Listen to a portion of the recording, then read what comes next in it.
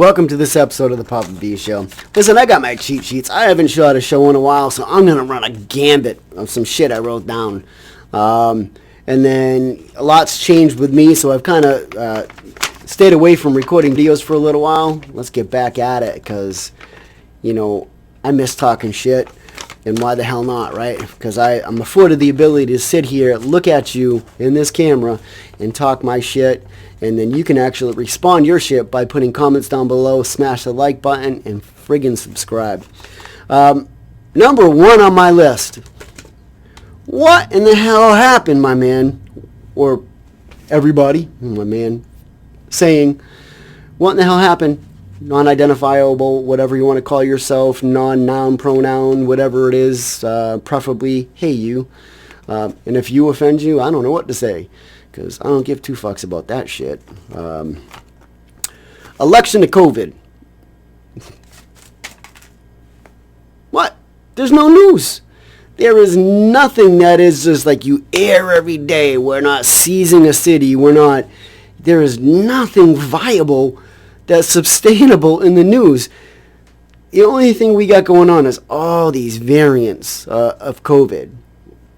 I mean, we can't even freaking get ahead of that, because this sucker's mutating. I know there's many strands of the flu, so there's always going to be many strands of, different diseases or infections. I may be saying this all wrong, forgive me, because I'm not a doctor, but there's always various strands of something out there that is deadly to the human, bacteria and shit like that.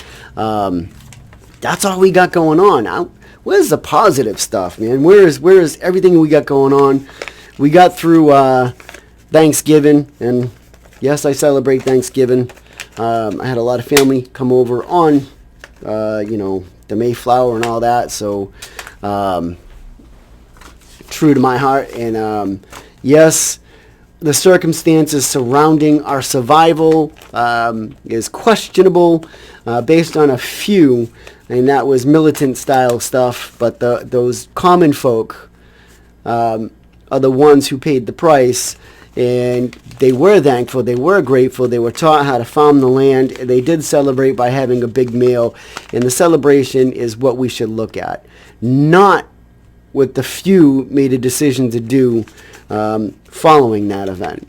That was something that they need to be judged and tried for back then. We can't convict everybody now for something that happened back then. We can be disgusted by it, abso-fucking-lutely. But that holiday is about family. It's about being thankful for being able to survive, whether you farm your goods, you work hard for a living, you provide for your family. It is a time to celebrate that. It's time to celebrate having the ability to sit down and have a feast with your family and or friends.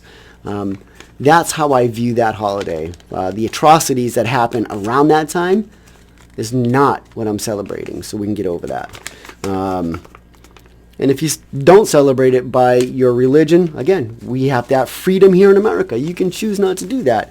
But you're not going to shame me for actually celebrating the holiday. Not going to fucking happen. And I really don't give a shit. And that's no bullshit. Let's see. Trash. Man, I don't know what your city looks like where you live. I know where I grew up. It's kind of, it was an older town. It was a vacation town. It was a jumping town in the 1900s, early 1920s, 30s. And then, of course, those towns build up around that. And they also die out when times change.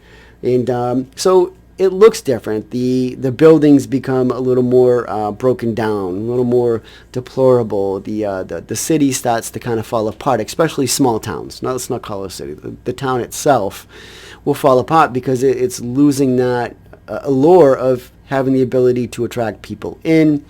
And once that goes away, then there's no money coming in to the town, and things soon start to fall apart. That's fine. I live in a city that was only incorporated in 1999, and we've grown exponentially as far as our population goes. And I was part of one of the booms roughly 20 years ago. And I've watched, I've watched how we've grown, but I've also watched how the inconsiderate people become in throwing their trash, discarding their waste, driving down the road, and expect others to come around behind them and pick up. We have organizations that volunteer their time to do that. Our city spends a lot of resources and time to try and keep up with the curve. And, I think everybody's now behind the curve. It's almost impossible to keep up with the amount of people who just don't give a fuck. And my favorite thing is I'm part of these neighborhood groups and all that. And the amount of complaints that come in about how some of the roads look, how they're trashy. If for every one person that complained took the time and effort to stop and pick up maybe 300 feet worth of a road that they're complaining about, we would have zero problems. And if we could enforce it more, but it's hard to enforce a law of litter because you'd have to put a cop on every corner to enforce. So that is putting the onus onto somebody else. But the irony is it's almost impossible to police. Because you'd actually literally have to be sitting there and catch them throw litter out their window. And if a cop watched someone throw litter out the window, because there was always fines associated with that if you're caught, I don't think that's worth their time and or paperwork. No offense to the officers out there, but if you love where you live, write that ticket. Take the time, put the paperwork in. Don't let the city that you're helping to keep safe look like shit in the process. But to those that are complaining, no bullshit. Stop being an internet complainer and become part of the solution. Then show pictures of yourself being part of the solution, and then I give you all the room to complain without me sitting here talking shit. I volunteered to pick up trash. I'm a big part of some of the trash cleanup around here where I live. But I've also volunteered, through different organizations, the Scouts and all that. I've taken the time to stop in my personal vehicle and remove trash. So I can sit here and complain about it because I'm part of the solution.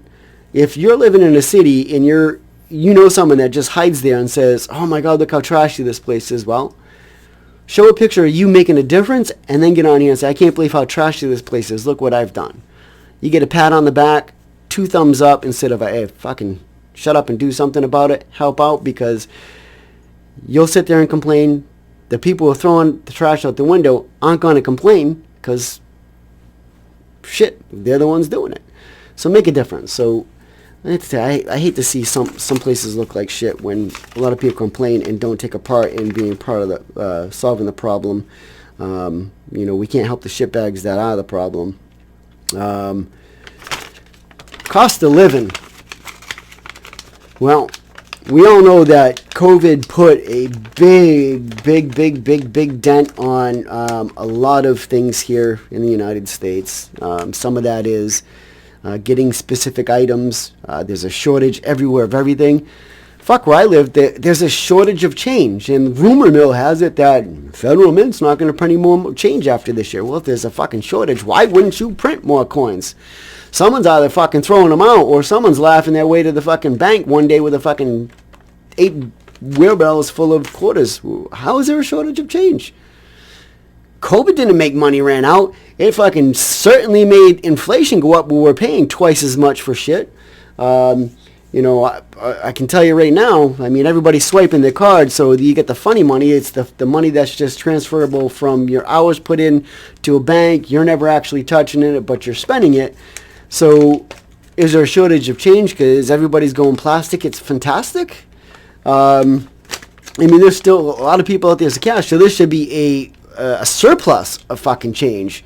Because if everybody's swiping their card, where the fuck is all the change going?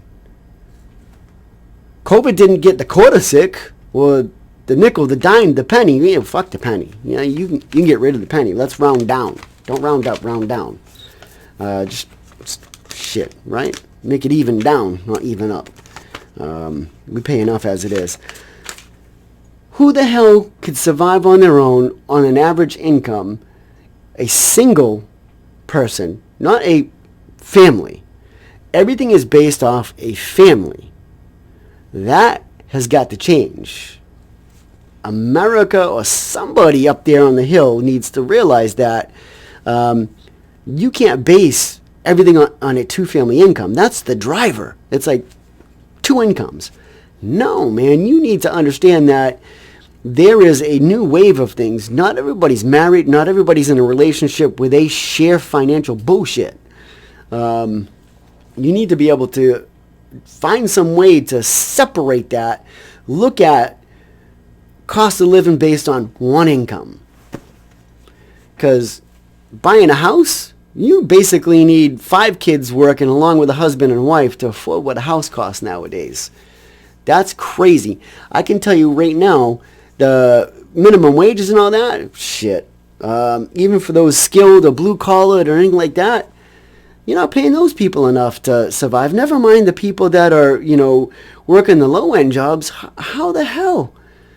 There's like shortage on everything, and everything's so expensive. It's like they're starving because they're trying to have a vehicle to get back and forth to work. If you live in a city that doesn't have, good public transportation or transit, what are you supposed to do? You're in a dying city, and if you think if you're in a city, it's like, well, I guess then, we won't have the low-income people. Guess what? They make the world go round. Not just the middle and upper class. I mean, the middle class is making basically what I should think should be what the lower class is making, and the mid-upper class should be the middle class wage, etc. Survivability is not good in this time right now. It's just the cost of living is too expensive. The pay wages are all wrong. And we need to reverse whatever's going on with it's funny. It's like all this extra money came in, the stimulus checks and all that. It seemed to make everything go in reverse. These people were staying home getting unemployment checks, and those that still had to work made less money than those people collecting unemployment. Well, they were spending that money. It's not they were sitting home and not doing nothing and dying of starvation and not paying bills. That's impossible. I don't see the homeless boom going up, right? In fact, I'm quite confused. So someone needs to explain that to me, because Poppa B says, what the fuck?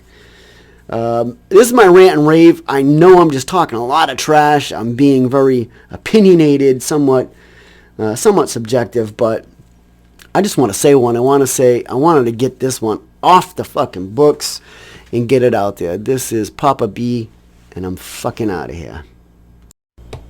Thank you for watching this episode of the Poppa B Show. As always, smash that like button, subscribe, and share.